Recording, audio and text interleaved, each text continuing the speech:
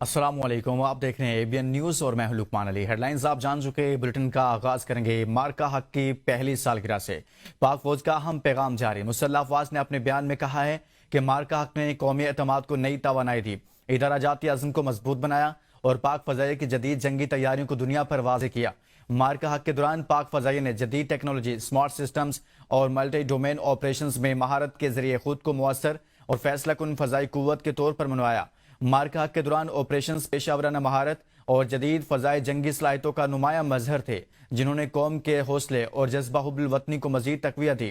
पाक अफवाज ने इस आज़म का इरादा किया कि पाकिस्तान अमन पसंद मुल्क है और इसकी तमाम अस्करी तैयारियों का मकसद खित्ते में अमन, इस्तेहकाम और सलामती का फरोग है। ताहम किसी भी जारहियत की सूरत में भरपूर, मुअस्सर और फैसला कुन जवाब दिया जाएगा।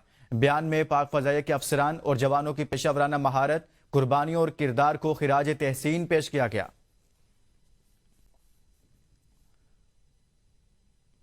वजीर आजम की क़यादत में भारत को मुंह तोड़ जवाब दिया गया। फील्ड मार्शल की क़यादत में पाक फौज ने फतह हासिल की। नायब वजीर आजम इसहाक डार का कौमी पैगाम इस्लाम कॉन्फ्रेंस से खिताब कहा, हमने 47 साल बाद अमरीका और ईरान को एक मेज़ पर बिठाया। अल्लाह ने हमें हरमैन शरीफैन की हिफाजत का शरफ बख्शा। मसला कश्मीर और फ़लस्तीन का हल हमारी अव्वलीन तरजीह है। फ़लस्तीन की आज़ादी के लिए सदर ट्रंप से बात की है। कश्मीर की आज़ादी तक खित्ते में अमन कायम नहीं हो सकता। पाकिस्तान और सऊदी अरब के दरमियान दिफाई मुआहदा अहम संग मील है। अक़वाम मुत्तहिदा की तंजीम को मजीद फाल बनाने के लिए कोशिश हैं। मियां शहबाज शरीफ साहब की क़यादत में और फिर फील्ड मार्शल सैयद आसिम मुनीर साहब की बलबला अंगेज, उनकी बहादुर अफवाज, इन्होंने दुनिया को ये साबित कर दिया।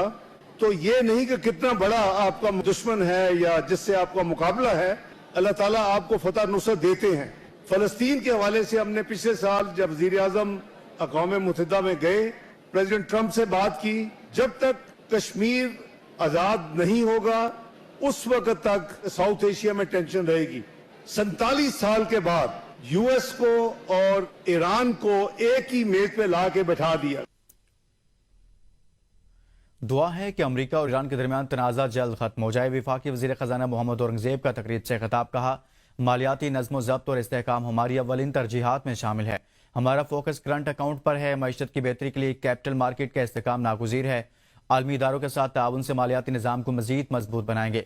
मुल्क की माशी तरक्की के लिए निजी शोबे की शमूलियत हमारी अव्वलीन तरजीह है। सोलर, विंड और हाइड्रो पावर से तवानाई के हुसूल के लिए कोशिश हैं।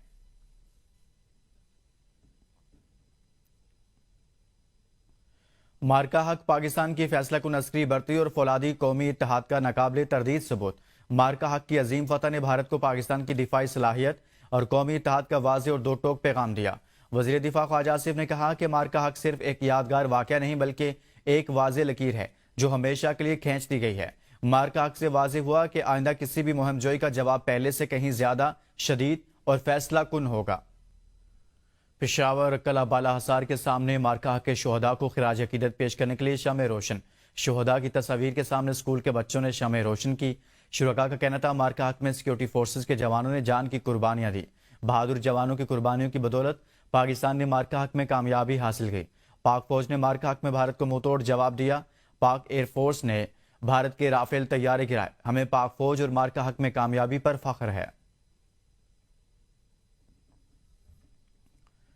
वज़ीर आज़म आज़ाद कश्मीर फैसल मुमताज़ राठौर का जश्न मार्का हक के हवाले से तकरीब से खिताब कहा, आज हम मार्का हक की पहली सालगिरह मना रहे हैं। इस मार्के में कामयाबी सिर्फ अस्करी नहीं बल्कि एक अखलाकी कामयाबी भी थी।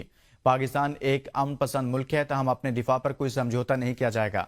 गुज़िश्ता साल दुश्मन ने बेबुनियाद इल्ज़ामात आयद करके पाकिस्तान पर हमला किया, जिसका अफवाज पाकिस्तान ने भरपूर जवाब दिया और दुश्मन को सबक सिखाया। वज़ीर आज़म आज़ाद कश्मीर ने इस अज़्म का इरादा किया कि पूरी कौम अफवाज पाकिस्तान के साथ खड़ी है। तकरीब के अख्ताम पर उन्होंने शोहदा के वरसा में इनामात भी तकसीम किए।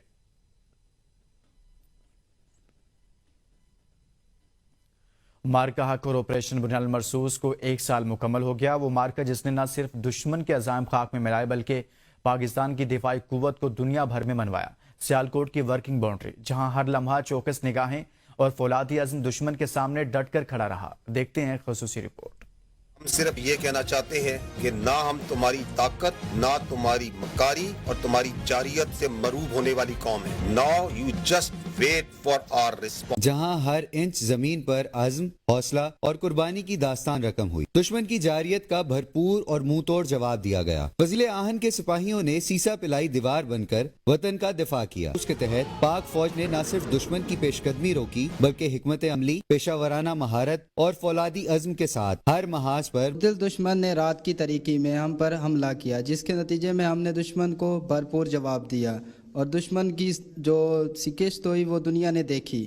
انشاءاللہ اگر دشمن نیکسٹ دوبارہ اس طرح کی کوئی حرکت کرتا ہے تو اس کو اس سے دگنا شکست اٹھانا پڑے گی اور اس سے دگنا نقصان کریں گے انشاءاللہ. ہمارے الحمدللہ پوزیشن اس سے بھی زیادہ مضبوط ہے. ابھی جس طرح پہلے انہوں نے غلطی کی ہے اس کو ہم غلطی سمجھیں گے، جس طرح ہمارے اوپر انہوں نے ٹھیک کیا ہے، لیکن اس کو یہ پتہ نہیں تھا کہ ادھر جو جوان کھڑے ہیں یا پاکستان کی جو ملک ہے وہ ان کو تو یہی سمجھا تھا کہ بس جس طرح حلوہ ہوتا ہے، حلوے میں پلیٹ میں حلوہ پڑا ہے تو کھا لیں گے. اسی طرح نہیں ہوا. ہمارے جتنے بھی جوان تھے ان نے بھرپور عزم کے ساتھ ان کا مقابلہ کیا اور الحمدللہ انہوں نے سارے دنیا نے دیکھا کہ ان کا کیا حال تھا.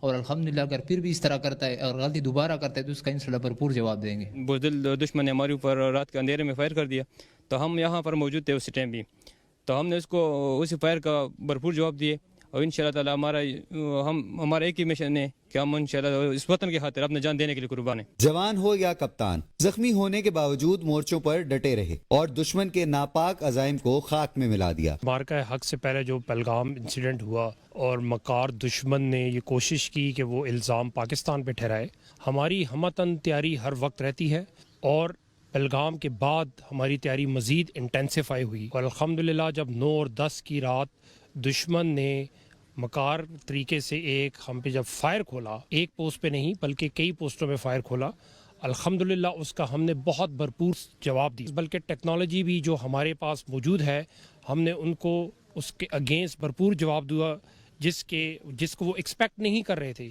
اور پھر جب یہ حملہ ہوا 9-10 کو یہ سٹارٹ ہوا، تقریباً 24 سے 36 گھنٹے ایک مسلسل فائر چلتا رہا.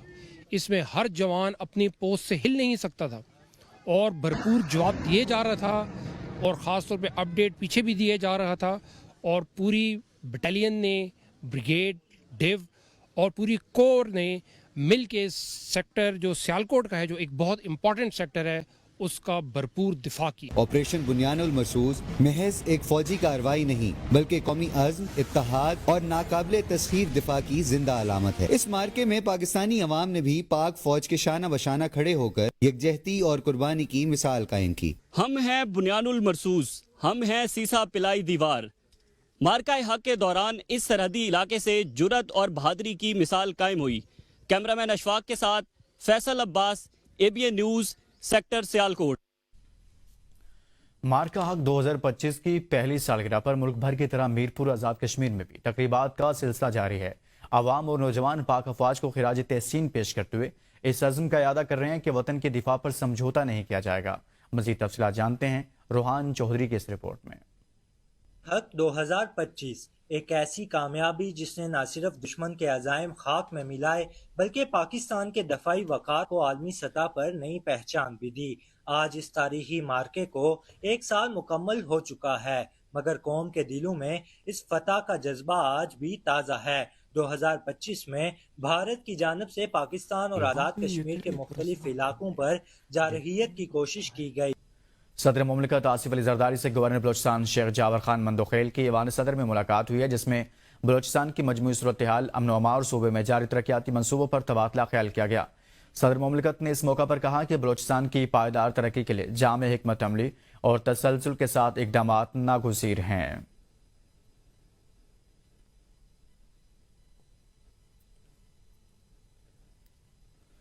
وزیراعظم شہباز شریف آج ایک روزہ دورے پر گلگت پہنچیں گے. وہ مختلف سرکاری اور عوامی تقریبات میں شرکت کریں گے.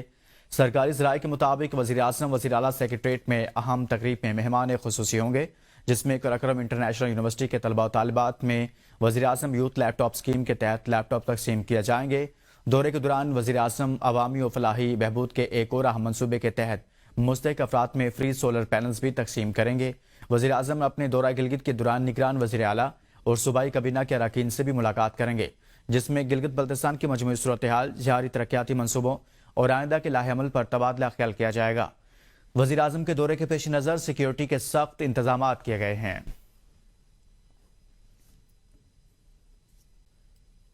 ڈپٹی وزیر اعظم اور وزیر خارجہ سینیٹر محمد اسحاق ڈار کے زیر صدارت لیبر قوانین پر عمل درآمد سے متعلق کمیٹی کا اجلاس منعقد ہوا، جس میں مزدوروں کے حقوق کے تحفظ اور لیبر قوانین کے مؤثر نفاذ کا جائزہ لیا گیا۔ اجلاس میں لیبر قوانین کے مؤثر اطلاق اور کارکنوں کو بہتر تحفظ فراہم کرنے پر زور دیا گیا۔ ڈپٹی وزیر اعظم نے ہدایت کی کہ مزدوروں کے حقوق کے تحفظ کے لیے قوانین پر سختی سے عمل درآمد یقینی بنایا جائے۔ اجلاس میں معاون خصوصی طارق باجوہ، صنعتوں کے معاون خصوصی، سیکرٹری تجارت، سیکرٹری انسانی حقوق اور سیکرٹری اوورسیز پاکستانی سمیت دیگر اعلی حکام نے بھی شرکت کی۔ D G immigration and passport کی نادرا ٹیکنیکل ٹیم سے اہم میٹنگ، سسٹم کو جدید بنانے کی تجاویز کا جائزہ لیا گیا۔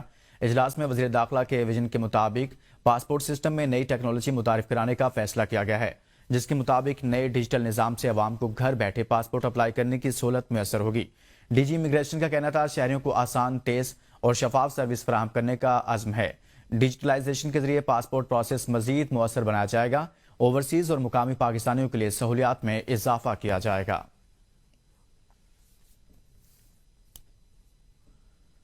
مولانا شیخ ادریس کی شہادت کے حوالے سے پشاور میں جے یو آئی کا احتجاج میں جے یو آئی رہنماؤں کے ساتھ شہریوں کی بڑی تعداد کی شرکت۔ مظاہرین نے پلے کارڈز اٹھا رکھے تھے جن پر نعرے درج تھے۔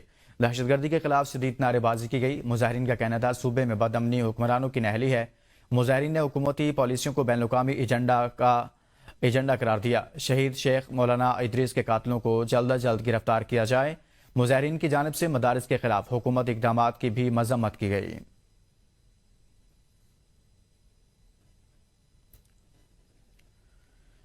نیول چیف ایڈمرل نوید اشرف کی زیر صدارت نیول ہیڈ کوارٹرز اسلام آباد میں پاکستان نیوی کی کمانڈ اینڈ اسٹاف کانفرنس ہوئی، جس میں اہم سیکیورٹی امور پر غور کیا گیا۔ کانفرنس میں سمندری حدود میں روایتی اور غیر روایتی خطرات سے نمٹنے کے لیے ہمہ وقت تیاری پر زور دیا گیا۔ مشرق وسطی کی صورتحال کے تناظر میں بحری سلامتی اور اہم گزرگاہوں کو درپیش خطرات کا جائزہ لیا گیا۔ سی لائنز آف کمیونیکیشن کی ممکنہ بندش اور نیویگیشن آزادی سے متعلق چیلنجز زیر بحث آئے۔ شرکاء نے جدید اور منفرد ٹیکنالوجی کے اصول کو پاکستان نیوی کی ناگزیر اسٹریٹجک ضروریات قرار دیا۔ کانفرنس میں بتایا گیا کہ گوادر آف شور آپریشنز میں موجودگی کے ذریعے عالمی بحری برادری کو اعتماد فراہم کیا جا رہا ہے۔ مارکا حق کی پہلی برسی پر مئی 2025 کے مارکے کے شہداء کو خراج عقیدت پیش کیا گیا۔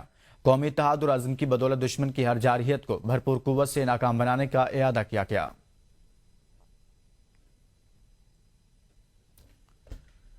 سندھ کے وزیر داخلہ ضیاء الحسن نجار کی ہدایات پر شیما کرمانی اور انسانی حقوق کی خواتین ورکرز کی گرفتاری اور بدسلوکی پر ڈی ایس پی صدر Nasir Afridi, S H O women Hina Mughal اور ایس ایچ او آرٹلری میدان تھانہ ندیم حیدر معطل کر دیے گئے۔ وزیر داخلہ سندھ کے مطابق واقعے کی تحقیقات کا حکم دے دیا گیا ہے۔ انہوں نے کہا کہ اختیارات کے ناجائز استعمال پر زیرو ٹالرنس پالیسی ہے۔ خواتین کے احترام اور حقوق کا ہر صورت تحفظ یقینی بنایا جائے گا۔